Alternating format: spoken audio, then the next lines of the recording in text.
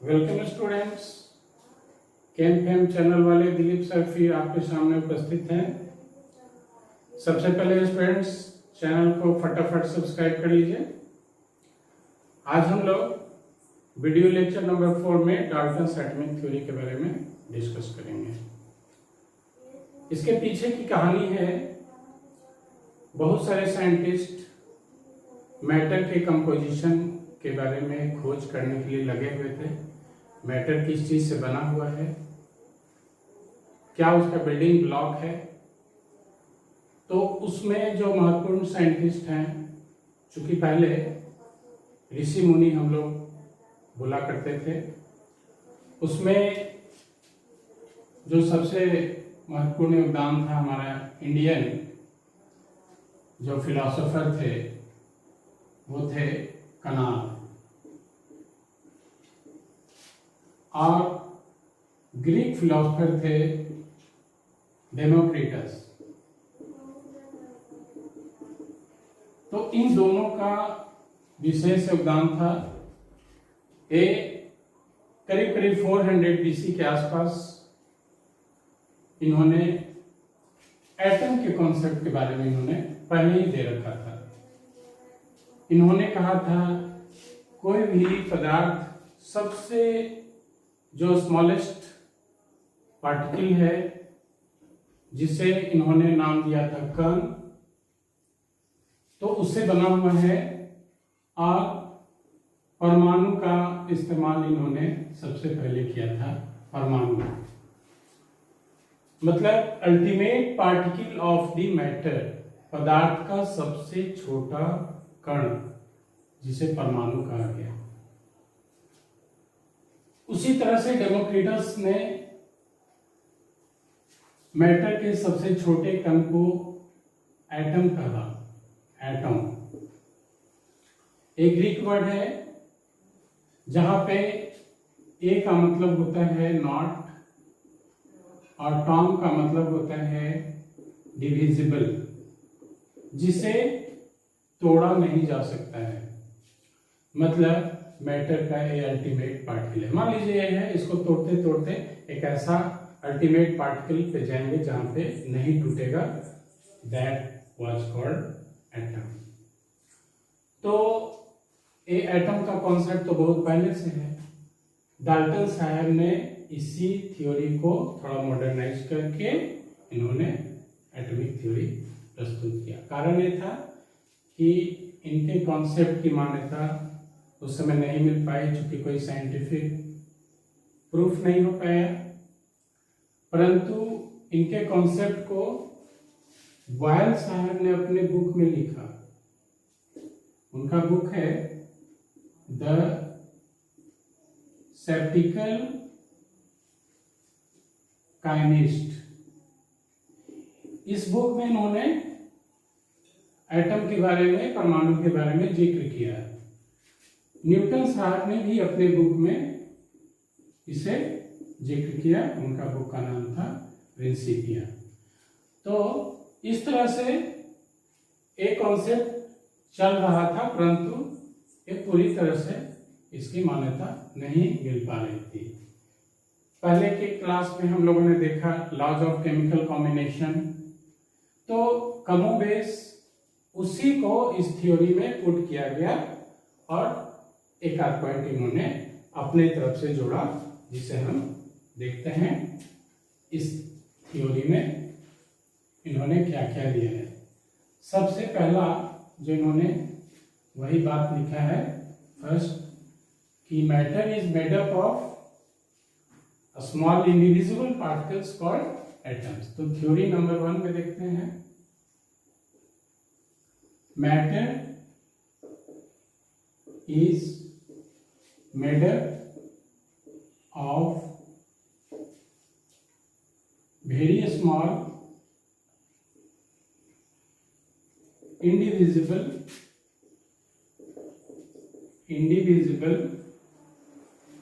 particles called atoms। Second है, इन्होंने कहा कि atoms of the same element have similar properties, similar mass, same shape और same size। ये सही बात है, होगा ही। atoms of the same element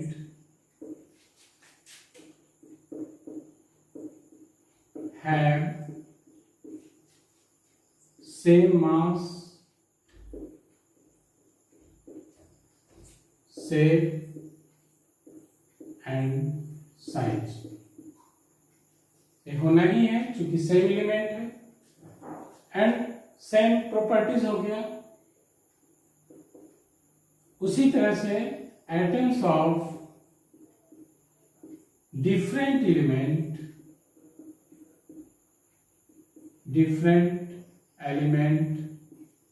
have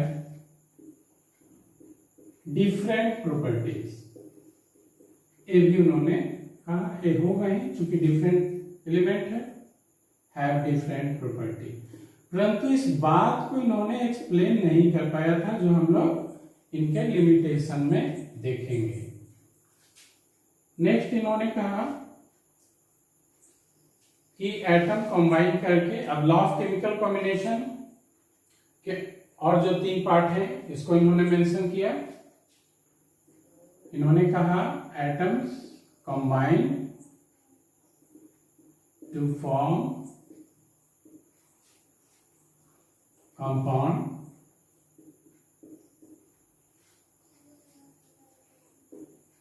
which is in a fixed ratio, जिसे हम लोगों ने लॉ ऑफ केमिकल कॉम्बिनेशन में भी देखा है। लॉ ऑफ कांस्टेंट कंपोजिशन में कि एटम कंबाइन करके कंपाउंड बनाते हैं और वो का फिक्स्ड होल नंबर रेशियो होता है। नेक्स्ट है atoms of 2 elements may combine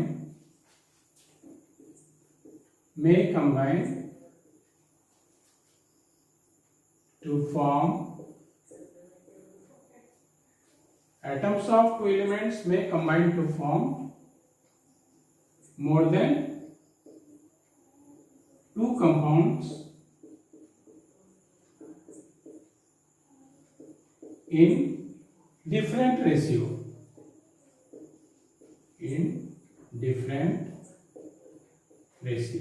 जैसे मान लीजिए, पहले भी हमने एग्जांपल देखा है, मान लीजिए कार्बन और ऑक्सीजन 2 एलिमेंट है, ये दोनों कंबाइन करके more than 1 compound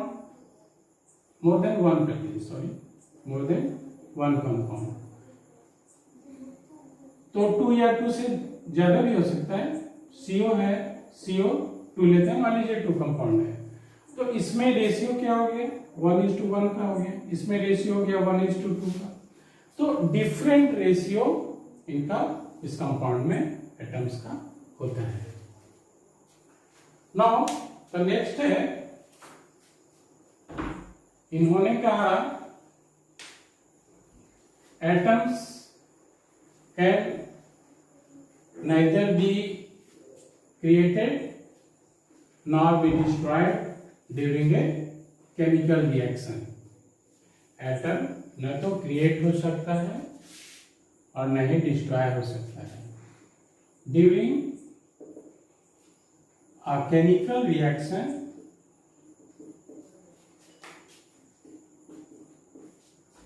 atom can neither be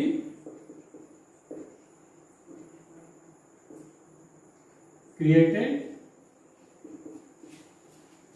nor be destroyed। किसी भी केमिकल रिएक्शन में न तो एटम क्रिएट हो सकता है न ही डिस्ट्रॉय हो सकता है। क्या होता क्या है, केवल रीऑर्गेनाइज होता है, बट कैन बी रीऑर्गेनाइज, इन्होंने कहा। तो इसे भी हम लोग लॉ ऑफ केमिकल कॉम्बिनेशन का फर्स्ट लॉ में देखे थे, law of conservation of mass को फॉलो करता है। इसको उन्होंने एक्सप्लेन किया।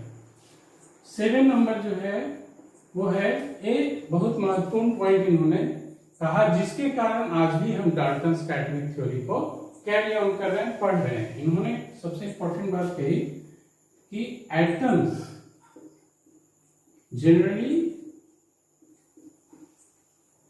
Take part in a chemical reaction, take part in a chemical reaction, जो सबसे महत्वपूर्ण बात था इनके थ्योरी का, ये वाइटल पॉइंट था। तो now we will see the limitations of this theory. Now इनका लिमिटेशन क्या था, यह स्पष्ट है, इनकी थ्योरी से ही पता चल जाता है।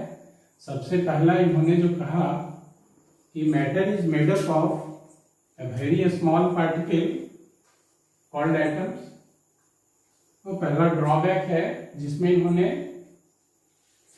डिस्टिंग्विश नहीं करता है कि एलिमेंट और कंपाउंड क्या है।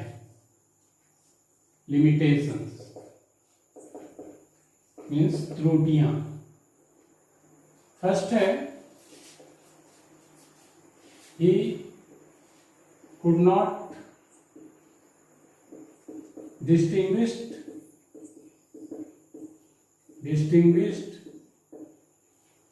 between element and a compound, between element and compound, क्योंकि इन्होंने कहा मैटर के सबसे छोटे पार्टिकल को एटम कहते हैं, जबकि एक्चुअली क्या है, एलिमेंट के सबसे छोटे पार्टिकल को एटम कहते हैं और कंपाउंड के सबसे छोटे पार्टिकल को मॉलिक्यूल कहते हैं।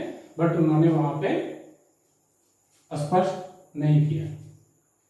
सेकंड है, इन्होंने law of combination, law of chemical combination के 4 रूल को इन्होंने एक्सप्लेन किया, बट 5वां जो रूल था गैलुजैक्स लॉ ऑफ गैसेस वॉल्यूम, उसको इन्होंने एक्सप्लेन नहीं कर पाया। He could not explain Gay-Lussac's law of gaseous volume, Gay-Lussac's law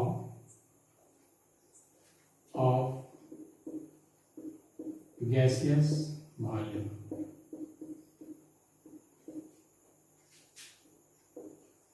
next है, इन्होंने ये नहीं बताया कि एटम कंबाइन क्यों करता है। He could not explain why atoms combine, why atoms combine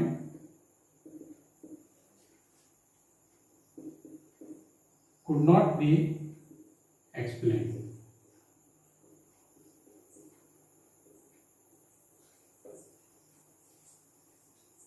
and next है, इन्होंने कहा था कि atoms of different elements have different properties, इस बात को उन्होंने एक्सप्लेन नहीं कर पाया। Atoms of different elements have different properties, ये तो सही बात है, different properties could not be explained, could not be explained।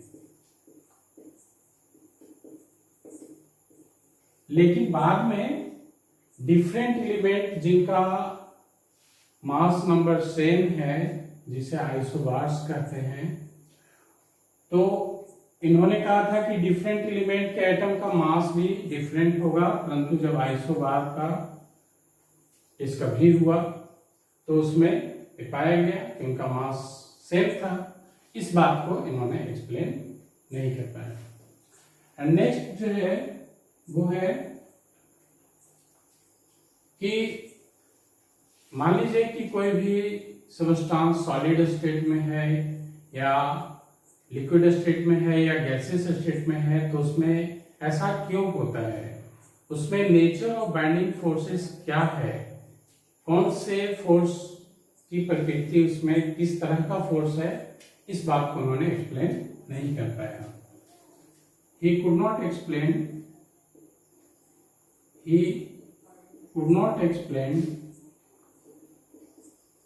the binding nature of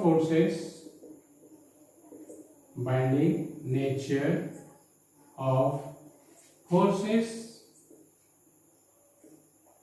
existing in solid,